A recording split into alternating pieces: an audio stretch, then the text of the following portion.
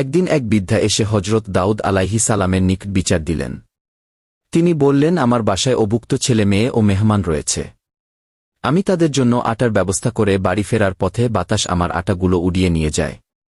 অতএব আপনি বাতাসের বিচার করুন। হজরত দাউদ আলাইহি ওয়াসাল্লাম বললেন, বাতাস আমার অধীনে নয়, ফলে আমি বাতাসের বিচার করতে পারি না। বৃদ্ধা মা, তোমাকে আমি আটা দিচ্ছি, তুমি সেটা নিয়ে বাড়ি যাও। হজরত দাউদ আলাইহিস সাল্লামের পুত্র হজরত সুলাইমান আলাইহি ওয়াসাল্লাম এ বিচার শুনে বললেন, হে আমার পিতা, আপনি আল্লাহর কাছে দোয়া করলে অবশ্যই বাতাস হাজির হবে, না হয় আপনি কিয়ামতের দিন আল্লাহকে এ বিচার সম্পর্কে কি জবাব দিবেন? একথা অনুধাবন করে তিনি আল্লাহর কাছে দোয়া করলেন। বাতাস আল্লাহর হুকুমে এক আকৃতি ধারণ করে রাজদরবার হাজির হয়ে বললেন, হে আল্লাহর খলিফা, বৃদ্ধা যখন আটা নিয়ে বাড়ি ফিরছিল ঠিক তখন গভীর সমুদ্রে একটি জাহাজের তলদেশ ছিদ্র হয়ে বহু মূল্যবান দ্রব্যাদি তলিয়ে যাচ্ছিল।